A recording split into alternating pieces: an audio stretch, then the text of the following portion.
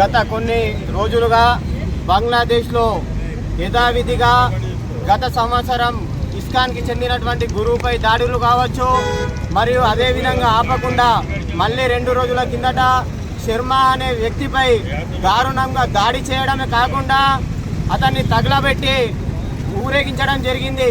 బంగ్లాదేశ్లో ఇలా అనేక రోజులుగా హిందువులపై మానభంగాలు కావచ్చు, దాడులు కావచ్చు, నరుకుతూ ఉన్నారు, చంపుతూ ఉన్నారు.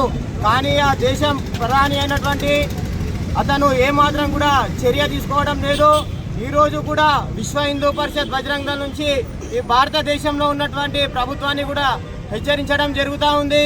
బంగ్లాదేశ్లో ఉన్నటువంటి మైనార్టీలుగా ఉన్నటువంటి హిందువుల రక్షణ కొరకు మన భారతదేశ ప్రభుత్వం కూడా చర్యలు తీసుకోవాలి. ఇదే విధంగా బంగ్లాదేశ్ చర్యలు కనుక ఉంటే ఇది సరైన పద్ధతి కాదు. మరియు మన దేశంలో ఉన్నటువంటి హిందూ బంధువులందరికీ కూడా విజ్ఞప్తి చేస్తూ ఉన్నాం. ఈరోజు బంగ్లాదేశ్ని చూసుకుంటా విడిచిపెడితే రేపు మన దేశంలో కూడా ఇలాగే జరిగే అవకాశాలు ఉన్నాయి. హిందూ బంధువులారా, ఇప్పటికైనా మేలుకోండి. భారతదేశంలో ఉన్నటువంటి హిందువులే కాదు, ప్రపంచంలో ఉన్న ప్రతి ఒక్క హిందువులు కూడా మన హిందూ బంధువులుగా భావించి ప్రతి ఒక్కరు స్పందించాల్సిందిగా కోరుతా ఉన్నాం. భారత్ మాతాకి, భారత్ మాతాకి.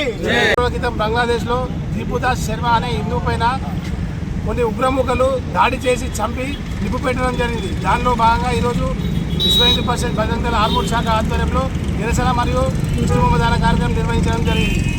ఎక్కడో పాలస్తీనాలో జరిగితే ఇక్కడ కొన్ని మానవ హక్కుల సంఘాల వారు కానీ వేరే వాళ్ళు కానీ ఇక్కడ వచ్చి ధర్నా చేయడం జరుగుతుంది. ఎన్నో మానవ హక్కుల సంఘాలు ముంగడికొస్తారు. అదే హిందువులపై దాడి జరిగినప్పుడు ఇట్లా జరిగినప్పుడు ఎందుకు ముందడికొస్తలేరు? ఇది పెద్ద సిగ్గుచేటు, ఇది ఏమైనా చర్య. కాబట్టి హిందువులందరూ సంఘటితం కావాలా. సంఘటితమై ఖచ్చితంగా దీపుదాస్ శర్మపై ఎక్కడైతే దాడి జరిగిందో అతనిపై మన హిందువులందరూ కూడా సంఘటితంగా ఉండి ఆయనపై మనం రక్షణగా కావాలా. ఈరోజు భారత ప్రభుత్వం ఖచ్చితంగా బంగ్లాదేశ్లో ఉన్న హిందువులపై ఖచ్చితంగా రక్షణ కల్పించాల బాధ్యత భారత ప్రభుత్వం మీద ఉంది. అలాగే ఈరోజు బంగ్లాదేశ్లో హిందువులపై ఎన్ని దాడులు జరిగినా కానీ ఎందుకు మౌనం పాటిస్తుంది? ప్రపంచ దేశాలు కూడా మౌనం పాటించడం ఏం లేదు. ఖచ్చితంగా హిందువులకు అందరూ కూడా ప్రపంచ దేశాలు రక్షణ కావాలా. ఎక్కడైతే హిందువులు ఎక్కడ ఉన్నా కానీ హిందువులు కూడా ప్రతి ఒక్కరు మన బంధువులు. ఖచ్చితంగా హిందువులందరికీ మన రక్షణగా ఈరోజు విశ్వ హిందూ పరిషత్ కాదు, యావత్ సమాజం కోసం మొత్తం ముందర రావాల్సిందిగా విశ్వ హిందూ పరిషత్ డిమాండ్ చేస్తుంది. జై శ్రీ.